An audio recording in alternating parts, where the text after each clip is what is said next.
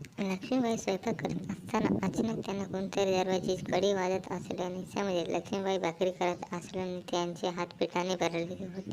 त्या तशाच हात धुवायला गेल्या. नंतर हात धुवून त्या दरवाजापर्यंत गेल्या तरी पण दरवाजाची कडी वाजत होती. बिचारी लक्ष्मीबाई घरात आत्ता एकटीच होती आणि ती ओरडून सांगत होती, हो जरा धीर धरा, या वयात मी धावता तर येऊन दार उघडू शकत नाही. कशीबशी त्यांनी दार उघडले तर समोर त्यांची मुलगी रंजना उभी असल्याचे त्यांना दिसले. तिला बघून त्यांना आश्चर्य वाटले. त्या मनातल्या मनात विचार करू लागला की न फोन न केला ना काही बोलली, मी सुद्धा बोलले नाही, मग ही अचानक कशी आली? लक्ष्मीबाई संजनाकडे रोखून बघत म्हणाले, यायच्या अगोदर फोन तरी करायचा होतास, एकटीच आली. जावई बापू आणि मुलं कुठे आहेस? लक्ष्मीबाईंनी एकामागे एक असे अनेक प्रश्न आपल्या लेकीला विचारले. काय हे आहे, आपल्याला एकुलत्या एक लाडक्या मुलीचे स्वागत कोणी असं करतं का? मला तर वाटलं तू अचानक समोर बघून आनंदित होशील, आनंदाने मला मिठीत मारशील, पण इकडे तर सगळं उलटच घडत आहे. आई, तू जगातील एकमेव अशी आई आहे जिला आपली मुलगी माहेरी आलेली बघून आनंद न होता दुःख होते. आणि मला एक सांग की मी माझ्या माहेरी एकटी येऊ शकत नाही का? प्रत्येक वेळी तुझ्या जावयाला आणि मुलांना सोबत आणायलाच पाहिजे का? असे सांगत रंजना पाय आपटत घरात आली आणि आपल्या सोबत आणलेल्या बॅगा बाजूला ठेवून खूप दमले प्रवासाने. वहिनी दिसत नाही कुठे? वहिनी, लवकर चहा नाश्ता आणा, तुमची नणंद आली आहे. हे ऐकता तिची आई म्हणाली, अगं संजू, सोनबाई घरात नाही, ती बाहेर गेली आहे. असं म्हणून म्हणाले तर बरं आहे, तर म्हणून तू घर सांभाळत आहेस आणि स्वयंपाकसुद्धा करत आहेस. आई, तुझ्या सोनीचे तर चांगलं आहे, मग सासू घर पण सांभाळते आणि तिच्या यायच्या आधी स्वयंपाकसुद्धा करून ठेवत आहे.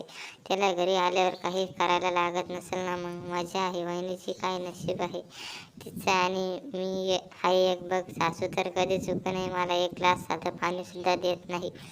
रंजना टोमणा मारत म्हणाली. लक्ष्मीबाई म्हणाले, असं काही नाही बाळा, प्रेम आणि मान कमाल असेल तर पहिल्यांदा तो द्यावा लागतो, तेव्हा तो आपल्याला मिळतो. आपल्या सासरी आपली जागा बनवावी लागते, तिथे सगळं एवढं सहजासहजी मिळत नाही. तू तुझ्या सासूकडे एक ग्लास पाण्याची आशा करतेस. मला एक सांग, तू तिची सून असून तू तिला कधी ग्लास भरून पाणी दिलं आहेस का? तू लग्नानंतर तुझ्या सासरी अशी किती दिवस राहिली आहेस? तुझ्या मनात आलं की सामान बांधलं की निघाली माहेरी, आणि सासर आणि माहेरी एकाच शहरात जवळजवळ आहे. याचा अर्थ असा नाही की तुझ्या मनात आलं की आले माहेरी. माहेर सुद्धा मुलीला प्रेम आणि मान तेव्हाच मिळतं, ती मानाने येते. रोज रोज सारखं आणि न बोलत येण्याचे मान मिळत नाही. आणि हो, तू माझ्या सुनेशी तुझी तुलना करू नकोस. ती कधीच न बोलता तिच्या माहेरी जात नाही आणि तिच्या माहेरची गोष्टी तर कधीच ढवळाढवळ करत नाही. ती जोपर्यंत घरात असेल तोपर्यंत तर मला कुठल्याही कामाला हातसुद्धा लावू देत नाही. आणि आतासुद्धा मी माझ्या मर्जीने काम करत आहे. तिने सांगितले नाही मला, आपल्या मुलीला आईशिवाय दुसरं कोण चांगलं समजत असेल.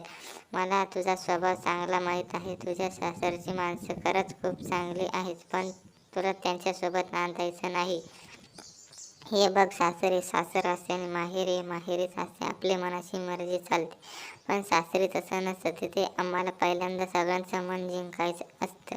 लहान मोठ्या सगळ्यांचा प्रेम आणि आदर द्यावा लागतो. आपल्यावर असलेल्या जबाबदाऱ्या नीट पार पाडाव्या लागतात. तेव्हा कुठे जाऊन सगळेजण सुनेला प्रेम देतील, इज्जत देतील. पण तुला मात्र कुठलीही जबाबदारी घ्यायला नको, म्हणून तर सारखे माहेरी पळत असते.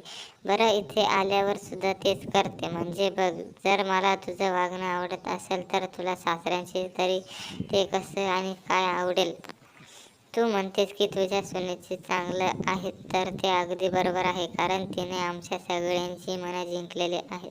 ती तुझ्यासारखी सासऱ्यांची भांडून सारखी माहेरी नाही पळत, आणि म्हणूनच सासरी आणि माहेरी दोन्हीकडे तिला मान आणि सन्मान मिळत असतं. जोपर्यंत तू तिला बोलत नाही तोपर्यंत ती माहेरी सुद्धा जात नाही.